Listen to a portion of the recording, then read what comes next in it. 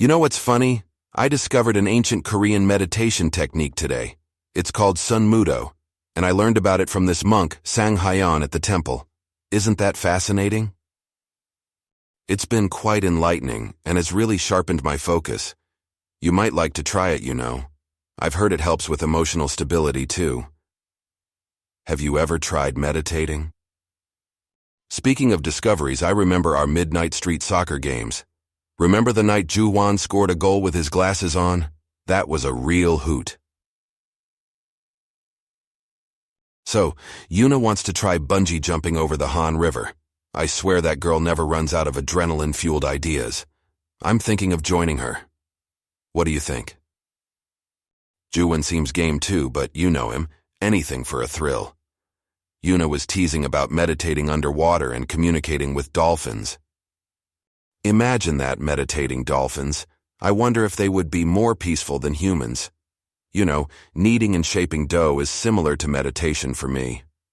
It's about focusing on the moment and feeling the dough beneath your hands. There's a certain tranquility to it. I think the same could be said for any creative endeavor.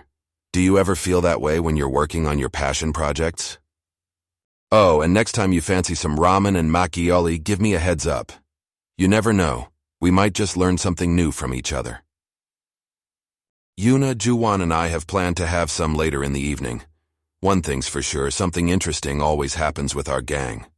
Don't you think our everyday conversations can make up an interesting sitcom? Sure would be more interesting than half the stuff on TV these days. So speaking of trying out new things, I attended this pottery class today, under a lovely woman named Sun-hee. Isn't it amazing how pottery, just like cooking, demands patience, accuracy, and a certain kind of rhythm? There is something about turning a mound of plain dough, or in this case clay, into a beautiful piece of art, be it a delicious pizza or a handmade dish. I found pottery to be really therapeutic and relaxing, you know, a great change from the bustling restaurant kitchen.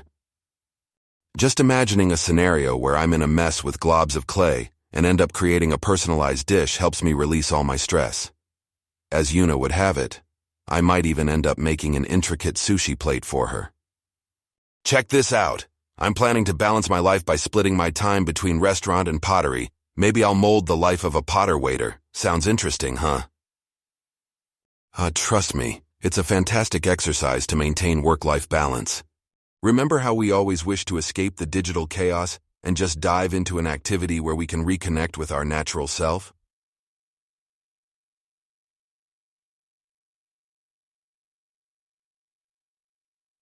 This might just be my escape. During the chat, I spilled the beans about my latest self-care routine to Ju-won and Yuna. Their reactions were priceless. Yuna immediately asked for a custom-made coffee mug, while Ju-won gave a backup plan to use it as a plant holder if it fails to hold the coffee. Isn't it amazing that food isn't just sustenance, but an art form to appreciate and savor? Today was a creamy, crumbly, tangy, and a milky wonderland for me as I explored the artful craft of cheese making. There's something magical about transforming simple milk into various forms of savory goodness.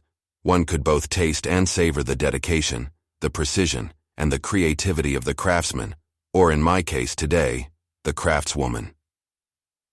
Her name was Camilla, an Italian cheese artisan with a sparkle in her eyes brighter than the milk she worked with. You could clearly see her delight as she showed us how to properly heat the milk, how to add the right amount of starter cultures and rennet, how to separate the curds from the whey, and finally, how to salt and age the cheese. Yuna, with her quintessential humor, wondered if becoming a cheese magician was my next life goal. And frankly, I thought, why not? Between the heat of the kitchen and the peaceful process of cheese making, it felt like a good balance. Speaking of balance, you know, I was so engrossed with this whole cheese process, it felt like a mini meditation. You should have seen the look on Ju-won's face when I told him about my cheese-making class. He even suggested that I bring some of my freshly made cheese for our next movie night, as long as it smells better than my football sneakers. And that brings me to my next activity. I'm planning a movie night, and we're thinking about watching Yuna's latest documentary. But here's a twist. No pizza this time. We talked about the potential horror movie scenario without pizza and settled on a new experience for our palates, featuring yours truly's handcrafted cheeses. Now the crux of the matter. Do I slide my newfound cheese love into my culinary adventures at the Italian restaurant at Ide One? Camilla's magic hands have certainly inspired me to take my cooking journey to a notch higher. It's these small but transformative experiences that keep reminding me why I fell in love with food and cooking in the first place. But the journey doesn't end here, my friend. You know that my love for culinary exploration will keep pushing me to try out new things and improve my craft. After all, the day we stop learning and experimenting is the day that we stop growing, right?